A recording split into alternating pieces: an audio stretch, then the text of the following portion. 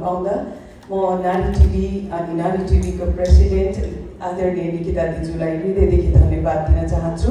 हजुरले यो नारी टिभी जुन म नारी उद्यमी भन्ने टाइटल राख्छ छ, यो होल नेसनलाई नै यसले ठुलो प्रभाव पार्छ जस्तो लाग्छ।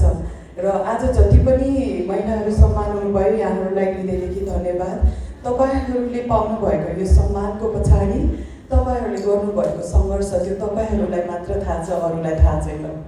र यो सङ्घर्ष पछाडि पाएको यो अचिभमेन्ट यो लिँदै गर्दा म यसको भागीदारी सम्झिदिनु भएकोमा फेरि पनि धन्यवाद दिन चाहन्छु।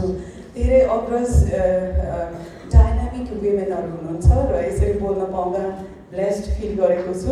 मैले त केही पनि गरेको छैन जस्तो लाग्छ। मैले मुभीमा काम गर्दाखेरि मैले त्यस्तो महिलाहरूलाई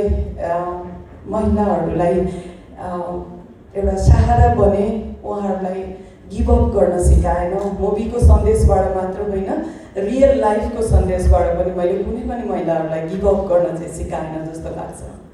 र हामी महिलाहरूले आफ्नो सेक्टरमा गरेको कन्ट्रिब्युसनको मूल्याङ्कन चाहिँ अरू कसैले नगरे पनि हाम्रो दिदीभाइ आमा बुवा आफ्नो वेल ईश्वरहरूले गर्नुहुन्छ र सबभन्दा ठुलो यसको मूल्याङ्कन माथि भगवानले गर्नुहुन्छ जस्तो लाग्छ। र समयलाई कुर्नुपर्छ। जस्तो सुकै परिस्थितिमा पनि म गर्न सक्दिनँ, म हुँदैन, मबाट यो इम्पोसिबल भन्ने वर्डलाई चाहिँ बिर्सिदिनुहोस्। तपाईँहरूले सक्नुहुन्छ, सबैले सक्नुहुन्छ।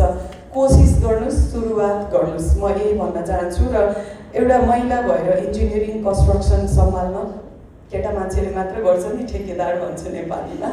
र ठेकेदार कन्ट्र्याक्टर बन्न त्यति इजी थिएन। सबै लेबरहरूसँग, इन्जिनियरिङहरूसँग, आर्किटेक्टसँग जुन स्ट्रगल हुन्छ नि, त्यो चाहिँ केटा मान्छेले गर्ने काम सम्हाल्दै आएको छु विगत 18 वर्षदेखि।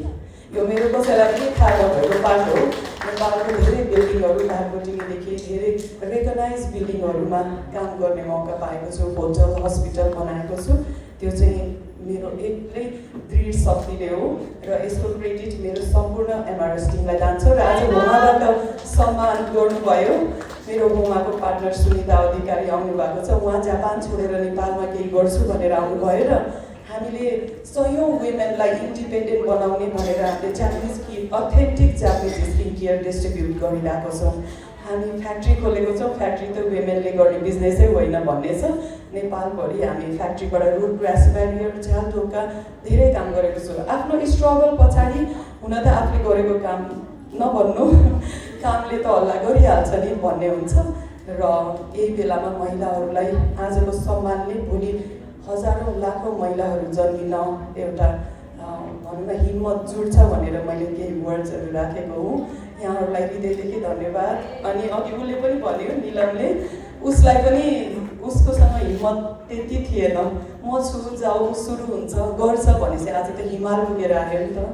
होल एउटा इतिहास रचेर आयो नि एलजिबिटिआई कम्युनिटीमा। एउटा ट्रान्सजेन्डर भएर फर्स्ट ट्रान्सजेन्डरको एउटा इतिहास रच्यो। त्यसैले हामी दिदीबहिनीहरूले चाहिँ मिलेर एकअर्कालाई सपोर्ट गर्नैपर्छ, एकअर्कालाई सकेको सम्मान गर्नैपर्छ।